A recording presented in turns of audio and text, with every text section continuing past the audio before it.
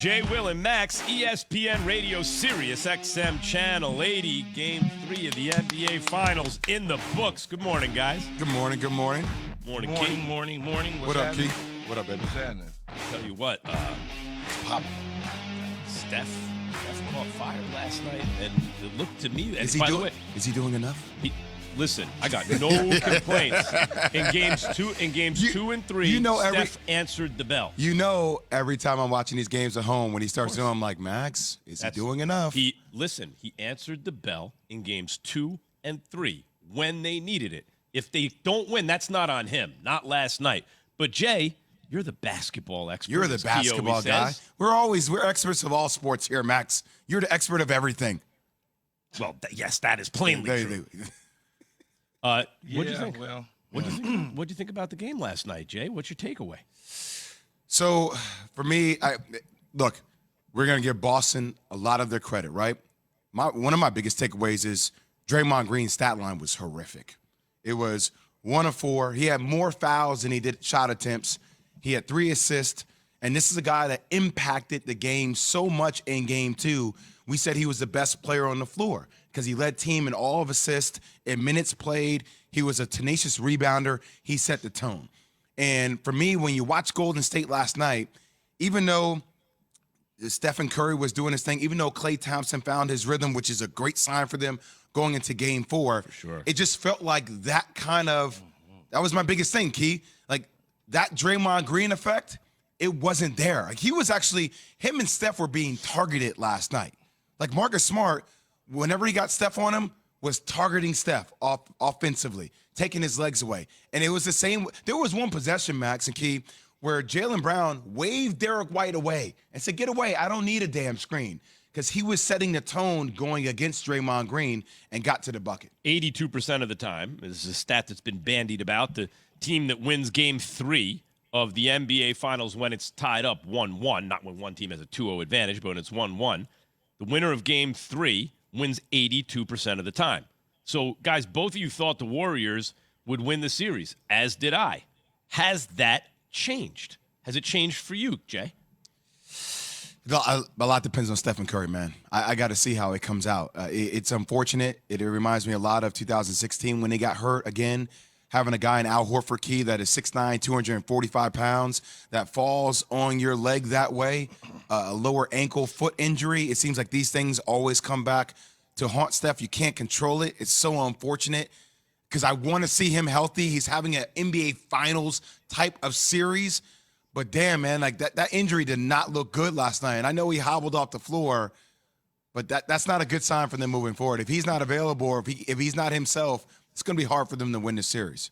Look, he gets a day's rest. He gets the rest up today. He'll be back on the floor tomorrow, according to him. He feels like he'll be able to play. I think it's setting him up for a miracle finish. Hey, Game 3, he gets hurt. Oh, my God, Steph fought through it. Look at the threes. It sets up that whole conversation that'll lead into Game 4, back in Game 5, back to Golden State. So it's a good thing. I don't look at it as a bad thing. Now, the question initially was from you on whether or not they can finish the deal like we predicted. I do believe they can if he's on the floor. If he's not on the floor, it's going to be really, really hard. I think any team that loses their top dog, if all of a sudden Jason Tatum disappears from the Boston Celtics or Marcus Smart disappears from the Boston Celtics, LeBron James disappears from the Lakers, you don't have a chance. And it's the same way with Stephen Curry. Key, even if he's on the floor, but he's not himself, they ain't winning the series, man. They're not. Of course. Of course. Like he needs to be healthy. Like he has been prolific this NBA Finals, man. He's made 5 or more threes multiple times in his career, the only player in NBA history to do so in the Finals. He's averaging 31 points per game. I don't care what anyone says. He's having his best Finals of his career so far. Game 1, I didn't like the fact that I thought he faded in the second half. He still wound up with 34. He had a big first half. Games 2 and 3, Steph answered the bell when his team needed him to, scoring in ways I had not seen. I saw flashes of it in the Toronto series, right? But on the non-KD teams, I haven't seen what he's done so far. But Key, you bring up, and Jay, you bring up 16, come on, Max, he had the ankle. So if this winds up where he's playing Key, but it's kind of a 2016 situation, do you think they can win anyway because there's no LeBron James on the other side? Because Steph has gotten older and wiser, or is that going to make it tougher for them to win? No, I think much like Jay just said, he has to be prolific and 100% in order for them to win. Now, what is 100%? I don't think right now he's not going to be 100% because he got injured. So the 100% thing goes out the window. But I think if he can be really effective and he can knock down shots at times, they can still find themselves in the win category. But if not, it's gonna be real tough. I think they all know that. But look, here's what I would say. To the eyes, the injury always looks worse than what it naturally could be, especially when you have a certain feel for yourself on what your injuries are, how you bounce back, how you come back. If you think about when he was injured in the regular season, when he finally got back, that first game, he was cooking. I mean, he looked like normal kind of Steph Curry. So I think he'll be fine. I just feel that he'll be fine. Somehow, some way, they'll put some dust on the ankle, rub it a little bit, and he'll be good. Rub some dirt on it.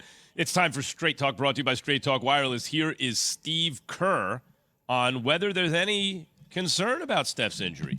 No. You mean when they dove on the floor for the jump ball? Yeah. I kept him in the game. Right, and then you took him out at the 2 minute mark. I took him out with 2 minutes left because we were down by 14 points. So no concern for Steph moving forward. I didn't say that. The injury didn't force him out of the game, but I took him out down 14 with 2 minutes left because we weren't going to catch up. We'll know more tomorrow. That's interesting because that's the first time I heard the Steve Kerr post-game interview. So that's interesting to me. You see right there, he's saying that's not the reason Steph left the game. The game was over. But think about what he said. He said that's not the reason he left the game. But he still tells me he didn't say I'm not concerned when they said well, not concerned. That's factual. He's not gonna minimize a dude's injury. But Key, if you're Steph, here's how you have to look at this situation, even if you are hobbled, right?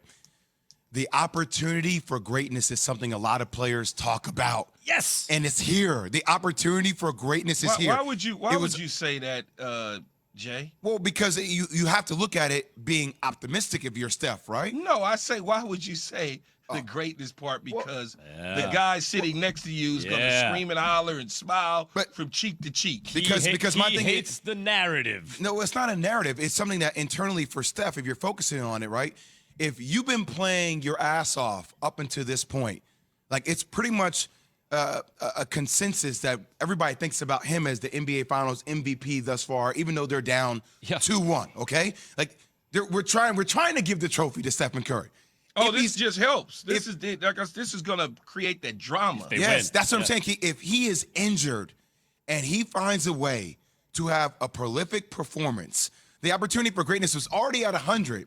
Now it goes to like 250. If this man finds a way as a 6'2", 185 superstar in the NBA, that kind of player, a normal human being finds a way to go next level. This is what I've been saying. Oh my God. This is the kind of thing I've been talking about. This is exactly what the legacy needs to put it over the top and start to get into that top 10 conversation. Help me with my brain real quick. Because I remember it as a kid. But I'm not 100% sure.